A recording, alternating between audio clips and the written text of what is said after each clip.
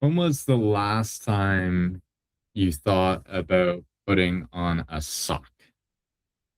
This morning, maybe for about half a second, you bent your leg, pulled the fabric around your toes and up over your ankle. Most of us don't think anything of it. Your body has done that action 1,000 times, but you've never watched it happen. A few years ago, I had to. It was a beautiful March day. I was skiing in the Canadian Rockies with some of my best friends, a powder day, the kind you wait for all year. Fresh snow, beautiful blue, clear skies, and my friends up on a ridge line. A few weeks earlier, I was caught in an avalanche incident with the same great group of friends. Everyone walked away okay, including myself, but we debriefed it over beers that night. And so on this particular day, when I dropped into this particular run, I wasn't thinking about risk. Matter of fact, I was thinking about how great the snow was as I jumped off natural feature and natural feature, just like things I jumped off of hundreds of times before. And then I landed one wrong.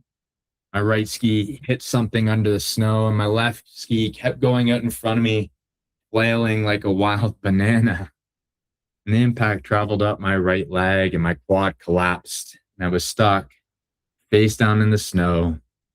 My legs twisted behind my back, and I couldn't untwist them.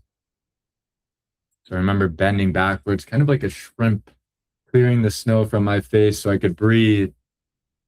And not long after, I'm in an operating room in Banff National Park. My surgeon, Dr. Mark Hurd, walks me through the doors, and he announces to the room as if I'm some sort of talk show guest.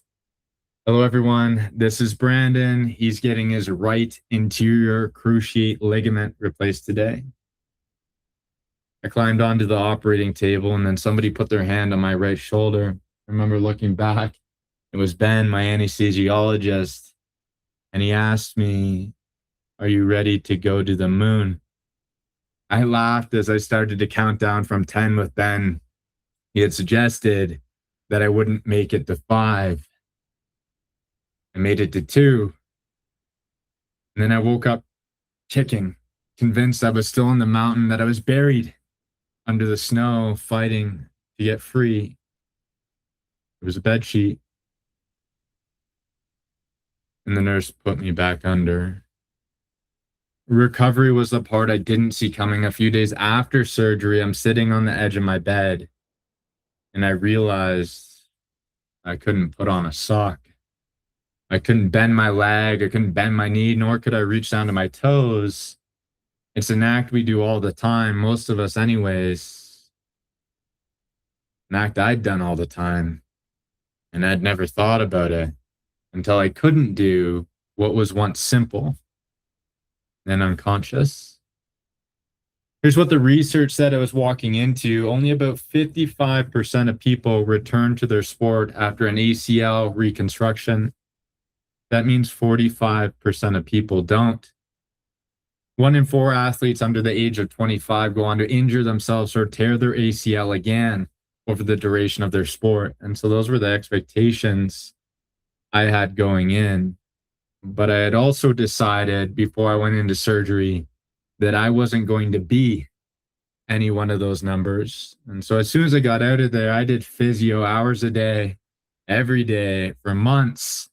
And somewhere in October, about 3 months post-operation, I went back in. I was sitting in front of my surgeon, Mark. I said to Mark, "Hey, Mark, if I can't ski with my friends this winter, I don't want to be here. I wanted to go to Africa."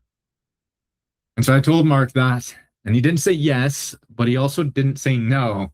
And so later that night, I went home and I started looking things up. And on November 1st, I booked a one-way flight. And on December 1st, I landed in Nairobi, Kenya. And for the next 5 months, I worked at a Kenya, Uganda, Tanzania, South Africa, where power cuts were so bad at times. We had to buy a generator so we could keep working. We had a wild tortoise that lived in our yard, and Arusha and would frequently come in through the front door and brought smiles to our faces every day. And in small towns where $2 lattes were served with a warmer smile than a $10 latte in New York City. I went because I was curious what life looked like at a different pace, and I was privileged to have the opportunity. And 7 months post surgery, I stood at the base of the world's tallest freestanding mountain. I remember looking up at Uhuru Peak and thinking, I have no idea if my knee is going to hold. But I knew I was going to do it anyways. And so on day 6 at midnight, that's when the summit push started. It's 10 hours to go the final 7 kilometers. And on this particular night, we had 85 km/h winds or 52 miles per hour. Matter of fact, it was so windy that some of our tents had either blown away or collapsed. And our guide said it was the windiest summit they had seen in over 20 years of guiding. Matter of fact, it was also so windy that the park ranger almost turned us around and sent us back down the mountain. And another thing to note is the altitude medication, Diamox, and I did not get along. And so my only pair of pants is still buried on that mountain. About 5 kilometers into that final climb, with only 2 kilometers to go, I want to stop. I remember looking over at my best friend Marcus as we both struggled to take a half a step forward. It was the worst I'd ever seen him look. And even the altitude, as awful as it was, wasn't the thing that made me want to quit. The thing that wanted to quit was upstairs. Every person watching this video has had their own kilometer 5. The feature you should kill at work when you're building a great product, that you keep shipping it. The conversation you almost didn't have, whether it's with a friend, a family member, or somebody else that's important to you.